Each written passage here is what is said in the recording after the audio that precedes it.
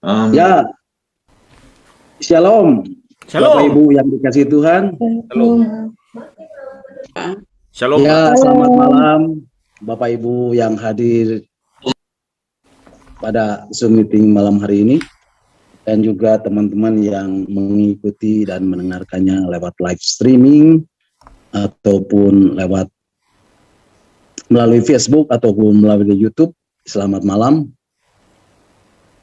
Ya, senang sekali saya bisa berjumpa kembali dengan Bapak Ibu untuk boleh menyampaikan renungan-renungan arti kehadiran Tuhan.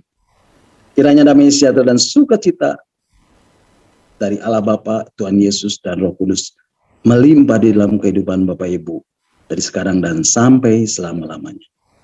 Bapak Ibu, ini adalah satu kesempatan yang masih Tuhan berikan pada saya untuk boleh memberkati Bapak Ibu di dalam renungan arti kehadiran Tuhan. Nah, Bapak Ibu, satu hal yang tidak pernah saya bosan-bosan untuk menyampaikan, yaitu apa yang menjadi tujuan Tuhan menciptakan kita. Bapak Ibu, kita semua diciptakan untuk menjadi penyembah-penyembah Tuhan. Dan kita bisa menyembah Tuhan ketika kita berada di hadirat Tuhan. Ketika kita mencari kehadirannya, ketika kita masuk di dalam hadirnya Tuhan di dalam hidup kita. Dan hadirat Tuhan itu akan melimpah di dalam kehidupan kita. Nah, Bapak Ibu, tadi saya merasakan satu atmosfer yang luar biasa di dalam pujian penyembahan kita malam hari ini. Dan saya percaya Tuhan bertata di atas segala pujian anak-anaknya malam hari ini. Amin. Amin. Amin. Saya percaya Tuhan bekerja dengan luar biasa. Yes. Bukan di tempat saya aja, tetapi di tempat di mana Bapak Ibu berada.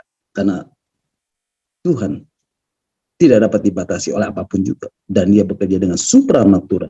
Di mana saja Bapak Ibu berada. Nah, Bapak Ibu, malam hari ini kita akan melanjutkan, kita akan merenungkan kembali tentang arti kehadiran Tuhan yang bagian ke-60. Dan Bapak Ibu bisa mendengarkan kembali arti renungan arti kehadiran Tuhan yang sudah saya sampaikan melalui link Facebook atau link YouTube yang sudah Pak Hen share lewat WhatsApp Discipleship at Zoom. Nah, Bapak Ibu, malam hari ini kita akan melanjutkan dan merenungkan kembali bagian-bagian firman Tuhan tentang arti kehadiran Tuhan bagian yang ke-60. Dan malam hari ini saya masih tetap beri tema di ruang Maha Kudus Tuhan. Dan ini adalah bagian yang kelima. Bapak Ibu siap diberkati pada malam hari ini? Amin. Nah, berapa banyak yang boleh berkati, boleh lambaikan tangan. Haleluya, puji Tuhan. Juga bisa. Nah, Bapak Ibu, izinkan saya untuk saya boleh sebelum saya membawa Bapak Ibu merenungkan lebih jauh lagi tentang doa, pujian, dan penyembahan, untuk saya dapat mereview dengan singkat renungan-renungan yang sudah saya sampaikan setiap hari Rabu selama 4 minggu berturut-turut dengan singkat. Nah, Bapak Ibu, di dalam konteks perjanjian lama, Bapak Ibu masih ingat tentang tabernakel Musa, bukan? Di situ ada halaman, ada ruang kudus, dan ada ruang Maha Kudus. Di halaman ada mezbah bakaran. Terus masuk ke ruang yang tengah, ruang yang kudus. Di situ ada meja sajian roti dan menorah. Sebelum masuk ke ruang yang paling belakang, dibuat tirai. Nah, Bapak Ibu, tirai inilah yang terbelah ketika Yesus mati di kayu salib. Kemudian di situ tinggal satu benda terakhir untuk imam besar masuk dan bertemu dengan Tuhan. Namanya mezbah pembakaran ukupan atau mezbah pembakaran dupa atau mezbah dupa. Nah, Bapak Ibu, apa itu mezbah ukupan atau mezbah dupa? Mezbah ukupan atau mezbah dupa ini tidaklah sama dengan mezbah bakaran. Di mezbah ukupan atau mezbah dupa ini ada rempah-rempah pilihan yang sangat harum. Ada wangi-wangi kemenyan yang harum. Sampai-sampai melekat di baju imam. Wow, ini luar biasa Bapak Ibu. Di mezbah ini hanya ada 2 ukupan. Wahyu pasal 5 dan Wahyu pasal 8 menuliskan bahwa di situ ada yang pertama namanya doa. Yang kedua adalah pujian dan penyembahan. Nah Bapak Ibu, itulah doa, pujian dan penyembahan.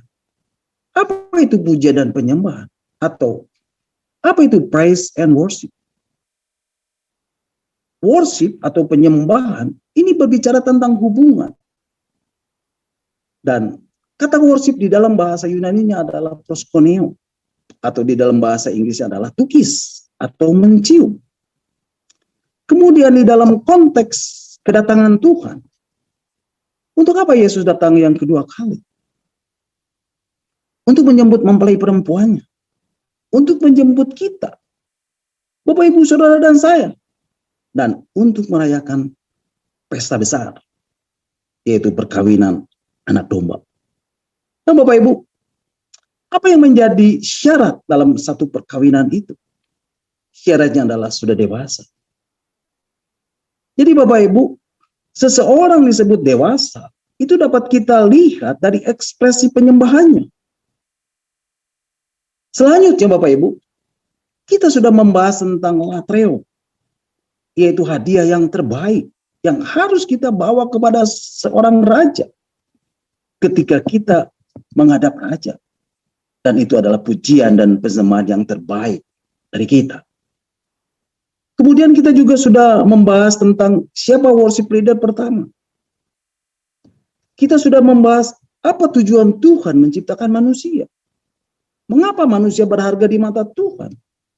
Dan malam hari ini kita akan melanjutkan bagaimana sikap kita di dalam menyembah. Nah Bapak Ibu,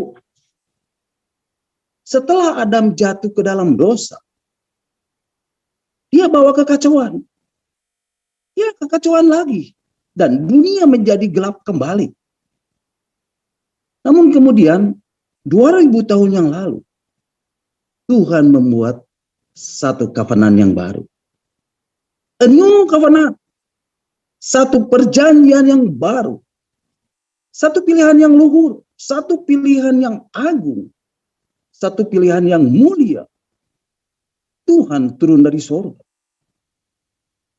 Allah rela menjelma menjadi manusia. Dan datang ke dalam dunia. Dalam rupa manusia. Tuhan kirim anaknya. Yesus datang kembali ke dalam dunia. Dia tata kembali. Ya, dia tata kembali. Yesus datang. Let there be light. Lewat kelahiran Yesus, terang yang sesungguhnya telah datang di bumi. Bapak Ibu, terang itulah yang 2000 tahun yang lalu telah datang dan turun ke dunia. Terang itulah yang memberi sinar di hati kita. Terang itulah yang menerangi jalan hidup kita. Terang itulah yang menuntun tujuan hidup kita. Untuk sampai kepada kemuliaan yang Tuhan telah berikan. Dan telah Tuhan taruh dari semula kepada kita. Bapak Ibu, ketika Yesus mati di kayu salib, maka segala dosa manusia ditebusnya dan ditanggungnya.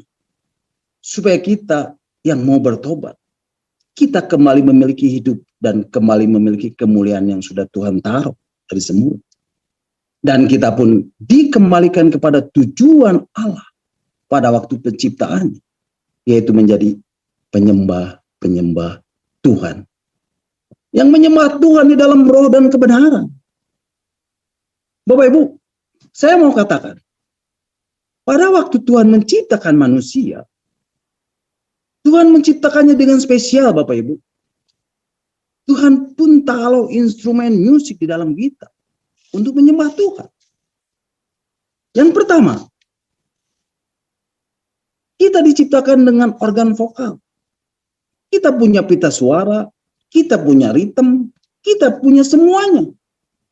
Kita dimampukan untuk mengeluarkan nada-nada dengan frekuensi-frekuensi yang beragam. Dengan rentang frekuensi yang besar. Dan tidak semua makhluk diciptakan demikian. Ada suara tinggi, ada suara rendah, ada sopran, mezzo-sopran, alto, tenor, bass. Bapak Ibu kita punya semuanya. Dan Tuhan ciptakan kita spesial. Kita bisa mengeluarkan dalam berbagai warna suara yang berbeda. Dari segala bangsa yang berbeda. Luar biasa Bapak Ibu. Yang kedua, Tuhan ciptakan kita dengan kemampuan artikulasi.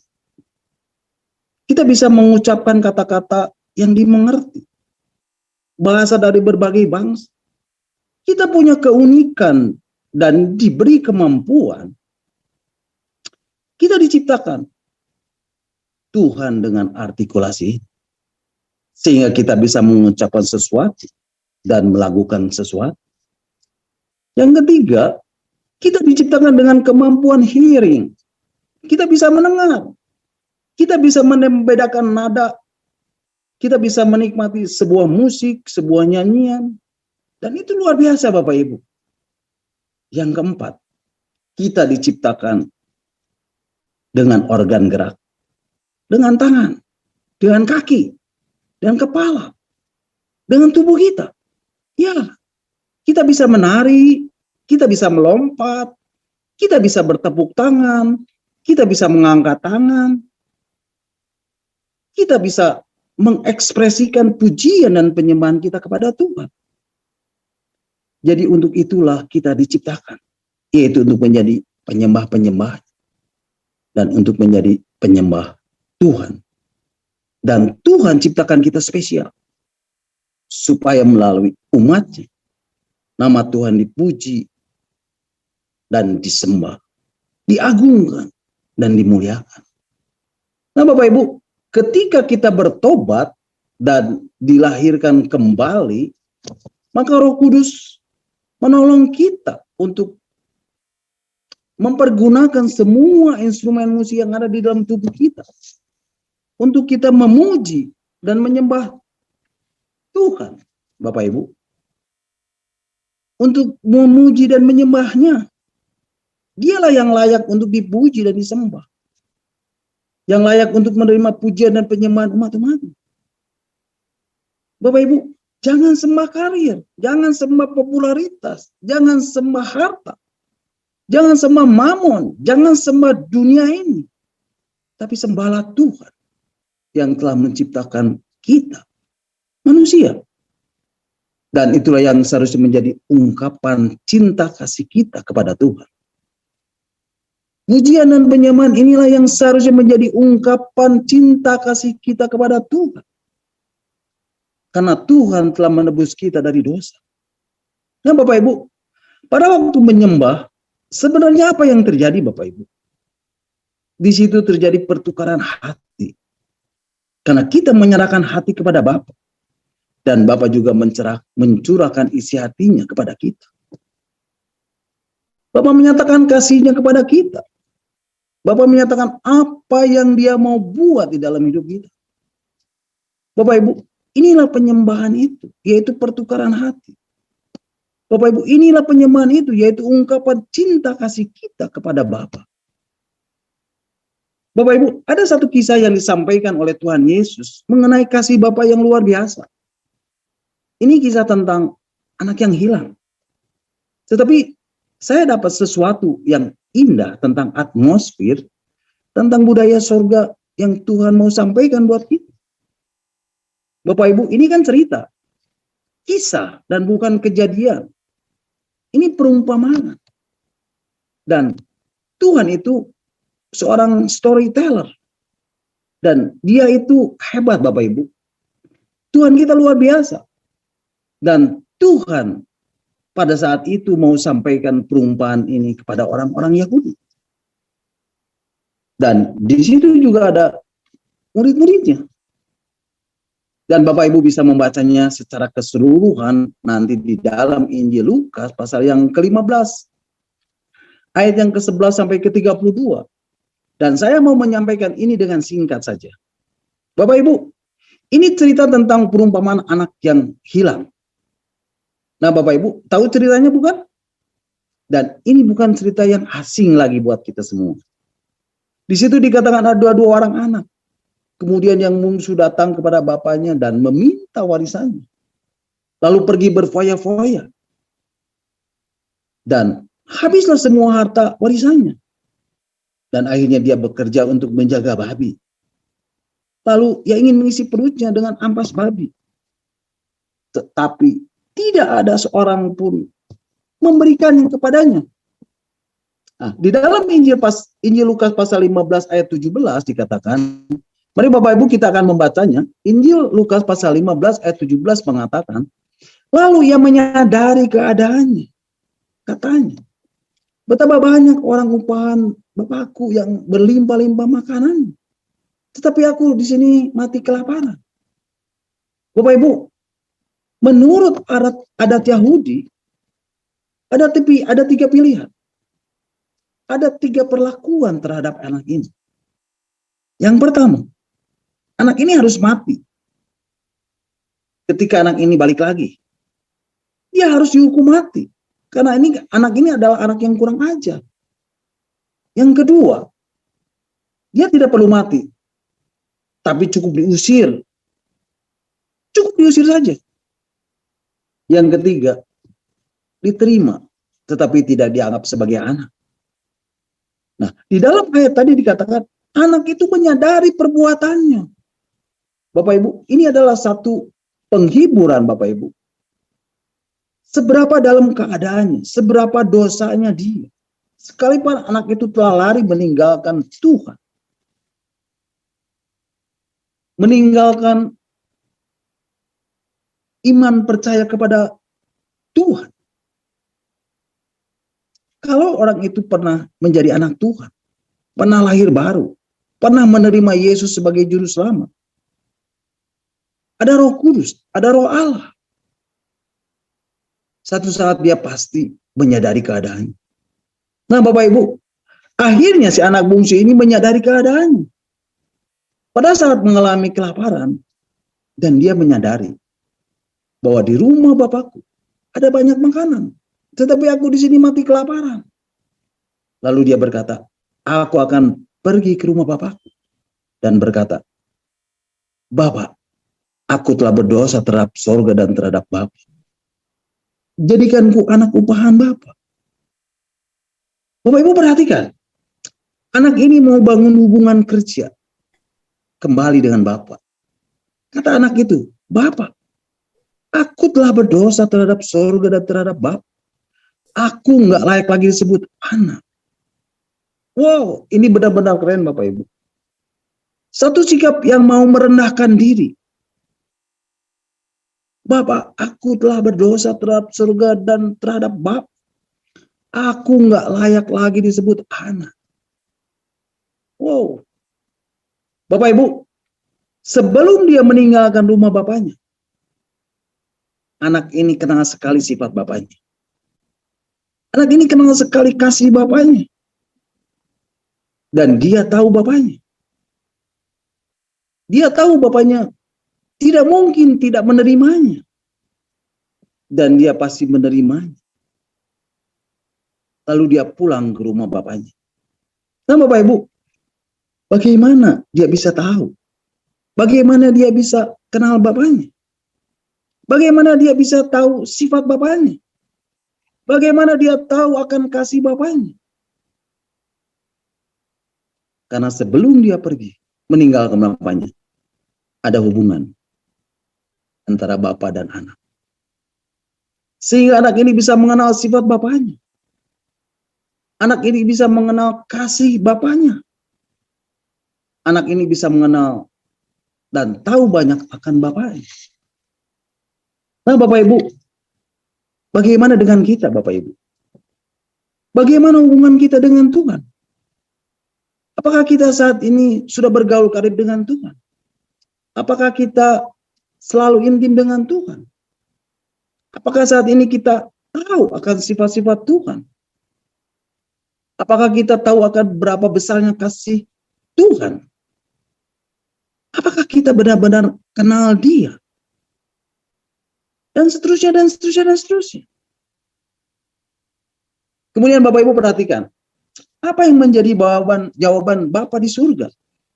Di dalam Injil Lukas pasal 15 ayat 22 sampai 24 mengatakan, ayat 22, Tetapi ayah itu berkata kepada hamba-hambanya, lekaslah bawa kemari jubah yang terbaik. Pakaikanlah itu kepadanya. Dan kenakanlah cincin pada jarinya dan sepatu pada kakinya. Ayat 23. Dan ambillah anak lembu tambun itu. Sembelilah dia. Dan mari kita makan dan bersuka cita. Nah Bapak Ibu, ini atmosfer surga. Ini budaya surga. Kemudian Bapak Ibu dikatakan apa? Ayat 24. Sebab anakku ini telah mati dan menjadi hidup kembali. Ia telah hilang dan didapat kembali. Maka mulailah mereka bersukaria. Haleluya. Nah, kemudian apa yang terjadi Bapak Ibu? Tetapi anaknya yang sulung berada di ladang. Dan ketika ia pulang dan dekat rumah, ia mendengar bunyi seruling dan bunyi tari-tarian. Wow! Ada pesta! Pesta Bapak Ibu. Ini yang saya mau katakan, Bapak Ibu. Mari kita lihat di dalam Injil Lukas pasal 15 ayat 10. Injil Lukas 15 ayat 10 mengatakan, aku berkata kepadamu, demikian juga akan ada sukacita pada malaikat Allah ketika satu orang bertobat. Ketika satu orang berdosa yang bertobat. Bapak Ibu, surga nggak pernah bersorak-sorai ketika manusia menginjakkan kakinya di bumi. Surga nggak pernah bersorak-sorai ketika komputer ditemukan. Ketika ada HP baru. Ketika ada pelantikan presiden. Ketika ada penobatan raja. Tidak Bapak Ibu. Tapi surga bersorak-sorai karena ada satu orang yang bertobat. Surga bersorak-sorai, ada pesta. Bersorak-sorai artinya apa Bapak Ibu? Itu artinya manusia. Kita, Bapak Ibu, saudara dan saya, adalah masterpiece-nya Tuhan. Karena kita diciptakan serupa dan segambar dengan Dia. Karena kita berharga di mata Tuhan. Karena kita mahal. Dan harus ditebus dengan darah anaknya. Karena kita diciptakan untuk menjadi penyembah-penyembah Tuhan. Nah Bapak Ibu, kalau kita tahu akan hal ini, kita mengerti dan memahami ini. Bapak Ibu, menyembah Tuhan itu nggak perlu disuruh-suruh. Nggak usah disuruh-suruh. Nah Bapak Ibu lihat, pada saat dia berbalik kepada Tuhan, wow, di sini Tuhan bilang apa? Surga bukan tempat penghakiman. Surga tempat kita memuji dan menyembah Tuhan. Bapak Ibu, satu hal yang mau saya sampaikan. Apapun masalahmu, jangan pernah keluar dari rumah Bapak. Apapun masalahmu, jangan pernah meninggalkan rumah Bapak. Anak itu pindah dan pergi dari rumah Bapak ke rumah asing. Jauh pergi dan berangkat dari semua anugerah yang ada di dalamnya. Bapak Ibu lihat apa yang terjadi? Wow, mengerikan Bapak Ibu. Nah Bapak Ibu, apa itu jubah? Dikatakan, kenakanlah jubah yang terbaik. Pada waktu dia pulang,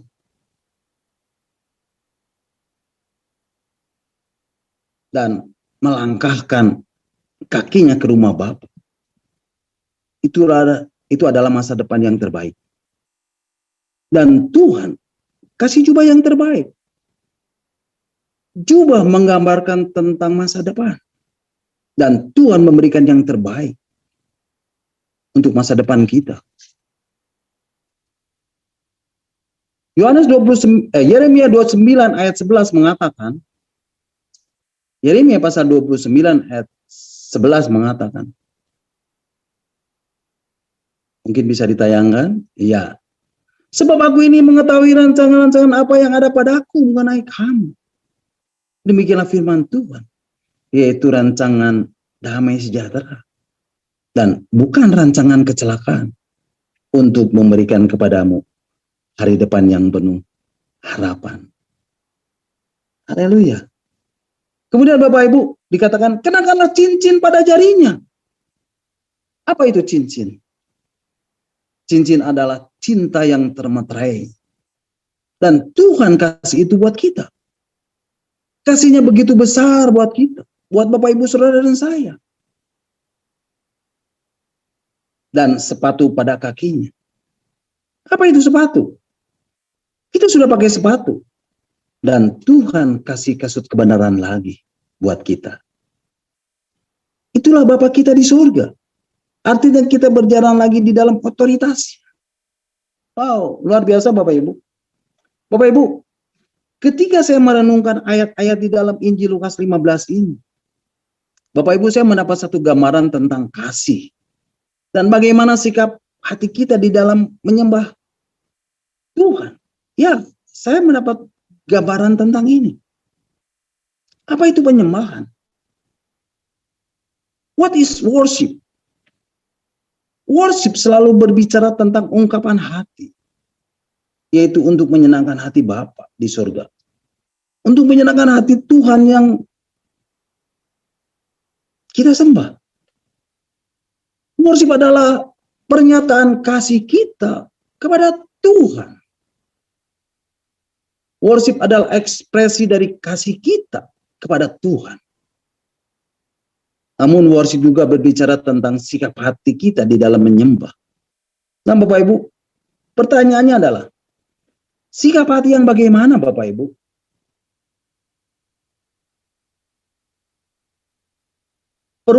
Sikap hati yang merendahkan diri. Seperti anak yang hilang tadi, di dalam perumpamaan tadi. Yang merendahkan diri.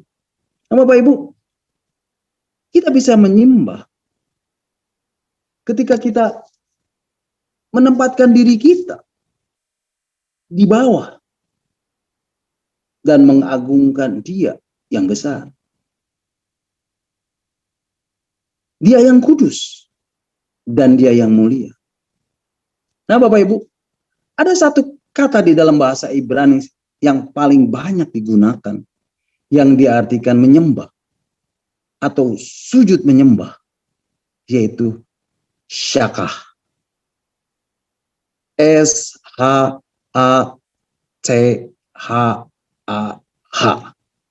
Syakah. Ada lebih dari 90 kali disebut di dalam perjanjian lama. Bapak Ibu, sikap hati adalah satu sikap di dalam menyembah yang paling banyak dituliskan di dalam Alkitab, yaitu kata syakah. Ini artinya tersungkur, flat down, fall down, berlutut, sujud, merendahkan diri. Bahkan dikatakan tengkur. Sama seperti imam-imam pada waktu pentahbisan bait suci Salomo. Mari Bapak Ibu kita akan membacanya di dalam kitab 2 Tawaris pasal 7 ayat 1 sampai 3. 2 Tawaris pasal 7 ayat 1 sampai 3. Kitab 2 Tawaris pasal 7 ayat 1 sampai 3 mengatakan ayat pertama. Setelah Salomo mengakhiri doanya, api pun turun dari langit, memakan habis korban bakaran dan korban sembelihan itu. Dan kemuliaan Tuhan memenuhi rumah itu. Ayat yang kedua. Para imam tidak dapat memasuki rumah Tuhan itu, karena kemuliaan Tuhan memenuhi rumah Tuhan. Ayat 3. Ketika segenap orang Israel melihat api itu turun dan kemuliaan Tuhan meliputi rumah itu, berlututlah mereka di atas lantai. Bapak Ibu perhatikan. Berlututlah mereka di atas lantai dengan muka mereka sampai ke tanah. Lalu sujud menyembah dan menyanyikan syukur bagi Tuhan. Sebab Ia baik, bahwasanya untuk selama-lamanya kasih setia Tuhan.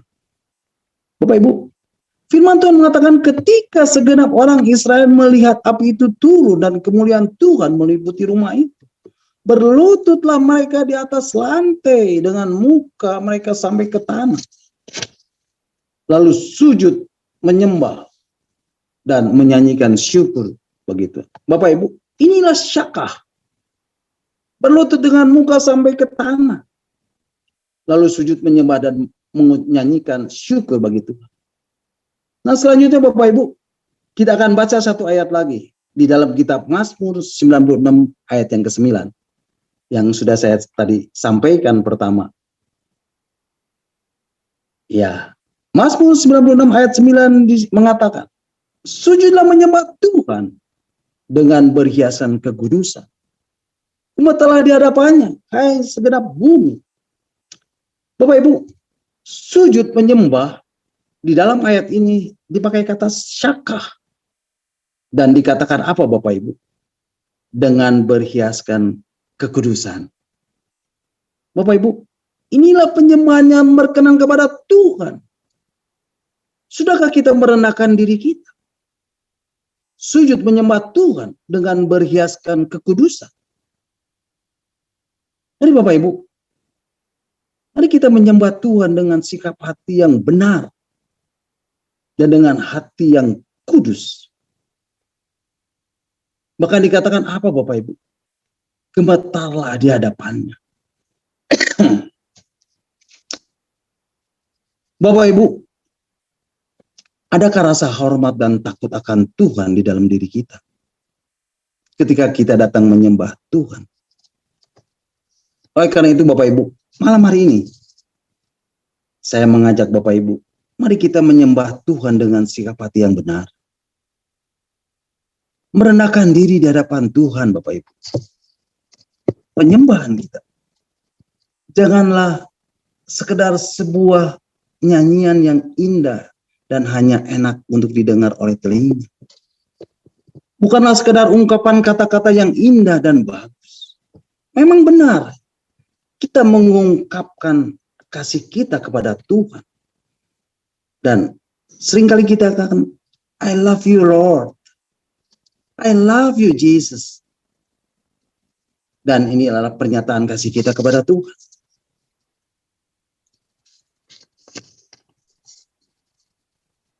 Kepada Yesus. Tapi mari kita juga mau merendahkan diri. Karena Tuhan melihat sikap hati kita. Dan supaya kita menghampirinya dengan sikap hati yang benar-benar merendahkan diri. Dan ketika kita datang menghampiri Tuhan dengan merendahkan diri di hadapan, maka Alkitab mengatakan, Bapak Ibu pasti ditinggikan oleh Tuhan. Ketika imam-imam tersungguh di hadapan Tuhan, maka kemuliaan Tuhan dinyatakan. Waktu kita, Bapak Ibu Saudara dan saya, menyembah Tuhan dengan sikap hati yang tersungkur di hadapan Tuhan, saya percaya kemuliaan Tuhan dinyatakan bagi kita. Amin. God bless you all. Nah Bapak Ibu, sampai di sini dulu renungan kita malam hari ini. Dan saya percaya setiap firman Tuhan, setiap kebenaran ini akan mengubah hidup Bapak Ibu Saudara dan saya. Dia adalah firman yang hidup, dia adalah firman yang kuat, firman yang tajam, yang menembus setiap dimensi. Apapun, walaupun, sekalipun, bagaimanapun, hidup Bapak Ibu Saudara dan saya. Percayalah, ketika Bapak Ibu dan Saudara dan saya mencari kebenarannya, mencari kerajaan Allah, maka semuanya akan ditambahkan kepadamu. Amin. God bless you all. Amin. Silakan Bapak Ibu, kalau ada yang mau menambahkan atau ada yang mau bertanya, nanti Pak Hein yang akan menjawabnya. Amin. Terpujilah Tuhan. Nah Bapak Ibu, mari kita akan kembali bersyukur kepada Tuhan buat renungan yang sudah saya sampaikan dan yang sudah kita dengar, dan kita akan berdoa.